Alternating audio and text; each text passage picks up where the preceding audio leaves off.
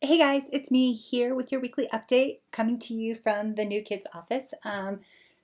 Yeah, I mean, you can see what's behind me, but there's a lot more in here. So it's been really great. Thankful for everybody who's helped out in little ways to get everything moved over. It was quite the whirlwind, but it happened. And so actually, I'm really enjoying my new space. It's a lot more organized and clean looking. So hopefully on Sunday mornings when we're doing scrambles for something we need, it's a lot easier to find. So that you can get what you need right away. This month, we're starting a brand new series. The title of it is Legacy, and it's actually all about the Holy Spirit. Because for those of you who know, last week when we finished our Rise Up series, we talked about how when Jesus ascended, he promises us a helper, and that's the Holy Spirit. And so this month is all about the Holy Spirit, which I'm really super excited to be teaching the kids because the reality is there's no junior Holy Spirit. Like our kids have full access to the Holy Spirit as the adults do. And so I'm really excited when we get to talk to our kids about the Holy Spirit.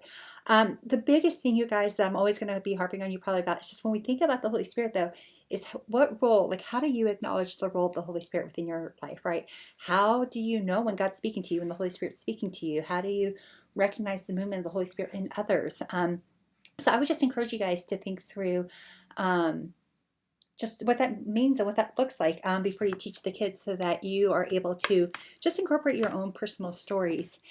And if you're thinking, well, that's great that we're talking about the Holy Spirit, but why legacy? Why this steampunk theme? I know there's a lot of times where it's like kind of hard to tie in the themes, but this month I think they actually did a really good job because the legacy is usually when we leave something behind for like the next generation, right? So, you think about like your grandparents' legacy or your parents' legacy, things like that. And so this is like God's legacy. This is Jesus's legacy. It's the Holy Spirit for us.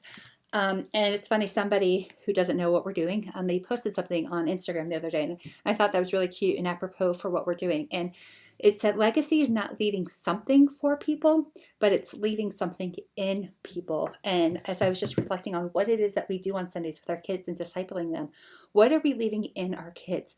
What are we hoping that Jesus leaves in our kids as we're teaching them and getting to disciple with them on Sunday? So I just thought that was really beautiful as a way to connect legacy with the Holy Spirit. So I just think that's really beautiful. And so I just want to encourage you guys to think about that. There's going to be, starting this Sunday, you guys, I'm going to send an email out to our family soon.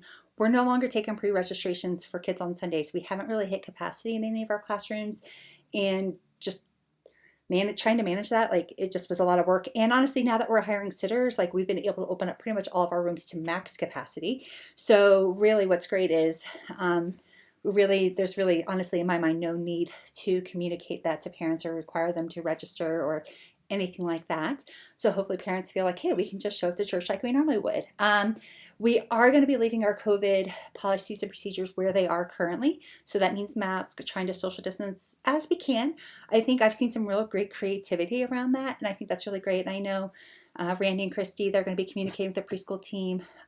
There's just a lot of things we can actually do while still social distancing, especially since the CDC has changed the rule from 6 feet to 3 feet. So like we can still put a table up and have like a small group of kids around a table working on a craft if they need a table and stuff like that. So I just want you guys to think through like, man, how can I get creative? And if you don't know, on Planning Center with each of the service plans, there's actually a document called Social Distancing Hacks that our curriculum writers actually give us that you can look at if you want like ideas of like, how can I do this activity in a safe and social distance way? Just because you guys numbers, especially in kids, are starting to go back up. I'm starting to hear a few teachers being like, I don't know if we're going to finish out the school year and stuff like that. So I just think, and knowing that the adults aren't fully vaccinated yet, I know it's getting easier for that to happen.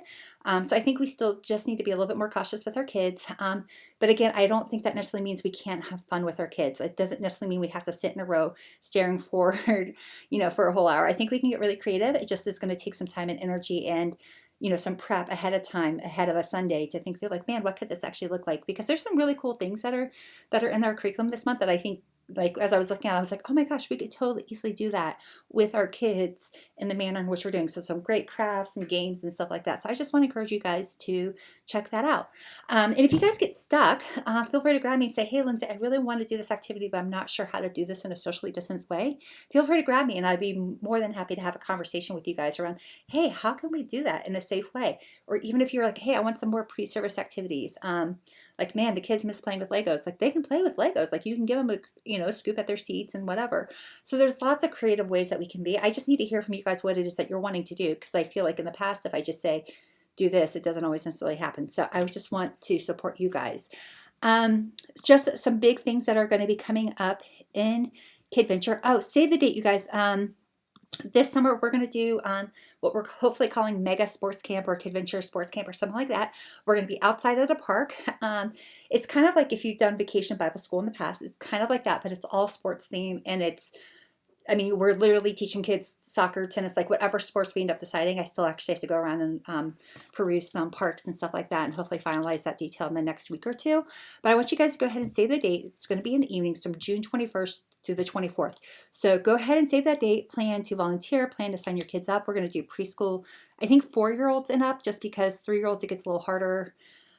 Just with them, like actually trying to kick a soccer ball. I don't know if you've ever seen little kids actually play soccer. So we're still debating on that 3-year-old.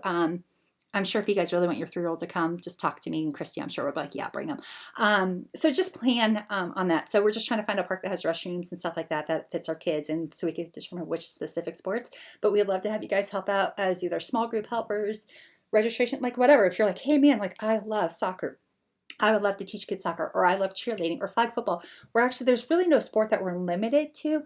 It's just other than who we can find to be coaches to actually teach this for us would be wonderful. But I'm really looking forward to it. We haven't done something like this in a few years for our church or for our community. And I think just in the midst of, as we're coming out of COVID, just a way to rebuild relationships with not only our kids, but actually to hopefully expand further into the community and to serve families. I think it's great. And being in the evening, it's very accessible for people to come, because it doesn't matter if you're at work or already signed up for another summer camp or anything like that. You can still come and do our sports camp.